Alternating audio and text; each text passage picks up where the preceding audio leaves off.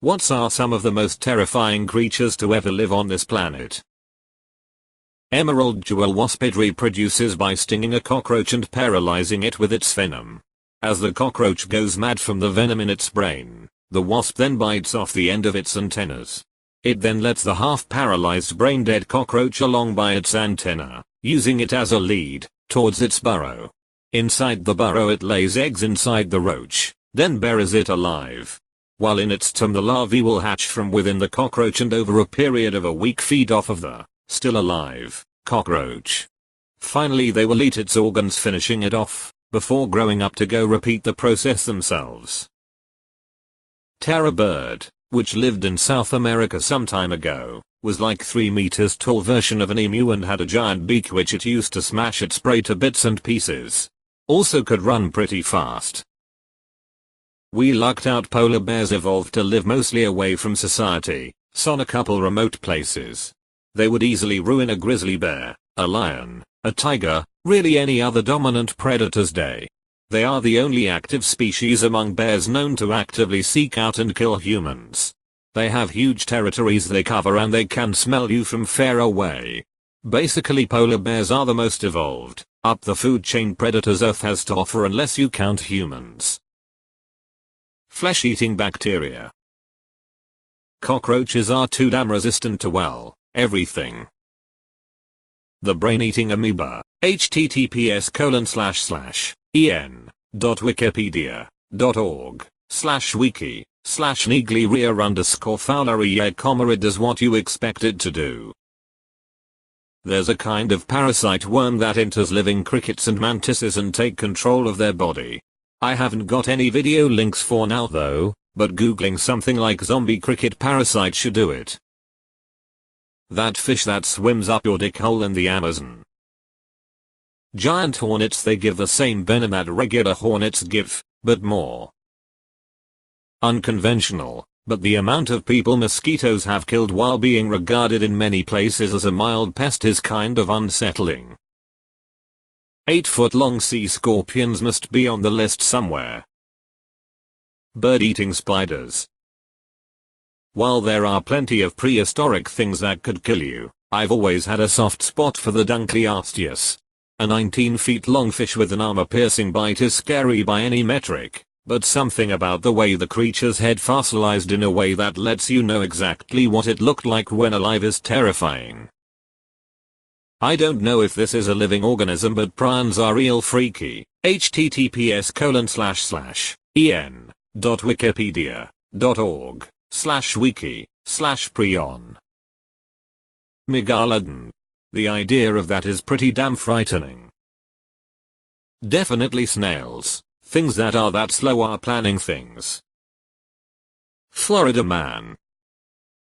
People joke about Aussie animals all wanting to kill you, but 50,000 years ago it was way worse. There was this marsupial lion thing, like a big cat bear dog that moved silently, had huge grasping claws, a bite that could crush your skull, and it could climb. Once it decided to eat you, you were dinner, and it's the tamest of the lost Aussie predators. There was a 6-meter land crocodile, which is exactly what it sounds like, bad for family picnics, and an equally large lizard related to Komodo dragons and pyrants that could probably run as fast as a car, could almost certainly climb. Basically if it saw you before you saw it, goodbye. We still have a few giant birds, like the emu and its far more murderous cousin, the cassowary, but back then we had several more, including a 2-meter high predator. So basically a cassowary velociraptor thing. Then the first Australians arrived and wiped them all out, armed with basically sharp sticks. Most badass people that ever lived and I thank the gods they got here first. Every day edit, forgot the enormous snakes and stuff, sorry. I have no idea the name, but I remember reading about this parasite that usually cling to fish gills but will occasionally swim up someone's dick when he is peeing in the river and suck blood in there. Cockroaches. They are disease-ridden, suspected or proven carriers for leprosy, bubonic plague, cholera, typhoid fever, leprosy, spread E. coli and others, can fly, will likely survive a nuclear war, and can survive headless for up to 7 days before they starve to death. And they're fucking creepy ugly. Creatures deep down in the NBSP, Mariana Trench look pretty scary. Mosasaur. Australians. Box jellyfish. Terror birds are pretty nuts, 10 feet tall birds with talons and beaks designed to rip flesh. Extremely powerful and fast. They were the apex predator in South America for millions of years until the continents of North and South America collided and new competition arrived. Imagine an ostrich on steroids with a taste for blood. Arthropoda 2, 5-meter long millipede, that thing would be horrifying to meet. Humans without humanity. As an Australian I can't tell. Everything in the deep sea. Lone Static, the vegans have begun their assault. Probably the Titanabo are a large snake. Humans, they are the most intelligent beings on this planet. They have powerful weapons capable of wiping out most of life on Earth. Ever seen a 30 centimeters long centipede? Course you haven't. They don't leave survivors legit though. My phobia. Deep sea creatures like the anglerfish and the goblin shark. Camel spiders.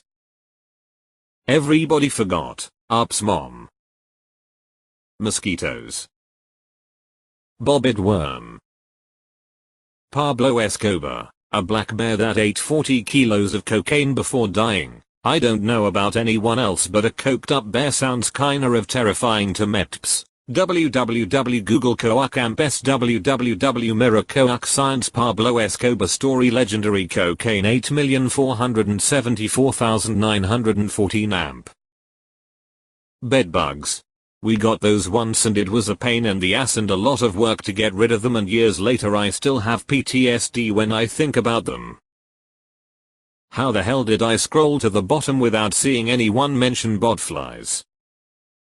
Humans win that one by an unbeatable margin. Human beings are scary. We breathe a corrosive gas, drink one of the most potent solvents. Our preferred method of hunting was persistence hunting, where we chased animals until their bodies simply gave up and died. We can eat just about anything we find, which means that we don't need to stop for food when chasing our prey. If we can't find food, that's fine. Our body will simply begin to eat itself so that we don't have to stop chasing our prey. We walk upright, we sweat, we don't have much body hair, which allows us to radiate away our body heat. This means that excessive time or extreme environment won't stop our hunts. If the animal fights back against us, we can take massive damage to our extremities and lose half our blood and still live. Our entire existence is owed to persistence, endurance, and determination. When we put ourselves to a task, it gets done, period. And this instinct is still affecting us today. 332 BC, Alexander the Great hits a stalemate with the fortified island city of Tyre. Instead of going back defeated, he builds a kilometer-long bridge in order to raise the city. 1949 BC, Caesar, after defeating the Gauls and invading Britain, turns a political fight into a civil war by invading Italy with only a single legion. He eventually becomes dictator, starting a world superpower whose engineering feats are only recently being broken. 1804 AD, a charismatic French general declares himself emperor and sets off to conquer much of mainland Europe. He is captured, exiled, and then escapes. The soldiers sent to recapture him instead lay down their arms and join him. 1961 AD, one man decides that we will go to the moon, despite much of the technology to do so not even existing yet. Just 8 years later, two humans stand on the surface of the moon and look back upon the Earth. 200 years ago, we didn't have railroads. 100 years ago, we didn't have airplanes. 50 years ago, we didn't have spaceflight. 25 years ago we didn't have the internet. We've already inherited the Earth and soon we will inherit the stars, and anyone or anything that stands in our way will be eliminated one way or another. I scrolled over halfway down this thread, didn't see any mentions of the short-nosed bear. Imagine a polar bear, but like twice as large, strong, tough, and super pissed. We named it because of its nose. It's thought the reason it took so long for humans to navigate the Bering Strait on their migration to North America is because this huge pissed off cocaine bear kept mauling them to death. Humans are the most terrifying, followed closely by the short-nosed bear. Likely killed when it catches up. I'd be curious how many orcas have killed people and were never caught. Also whether or not orcas ever attack polar bears. We also have little to no evidence on Greenland sharks, which could be absolutely terrifying. Despite how few people swim in those frigid waters, they live to be 250 years plus. They've done some shit at some point, I can imagine. Viking ships sinking, etc. Anti-vax cause they are literally enabling diseases to make a big comeback. What happens when a really terrible affliction returns in a big way like smallpox, tuberculosis or the plague? That one spider eating a possum. The Man-O-War jellyfish. This isn't the scariest, but why don't you go ahead and look up what an ant's face close-up looks like? There's an aquatic parasite called Zymothoa exigua. It enters fish through their gills and finds its way into their mouth, where it bites onto blood vessels on the fish's tongue and causes the tongue to die and fall off. The parasite then latches itself onto the tongue stub where it lives permanently, feeding off the fish blood, and the fish lives the remainder of its life essentially using the Zymothoa as a creepy alien-like replacement for its tongue. Here are some pictures for your enjoyment.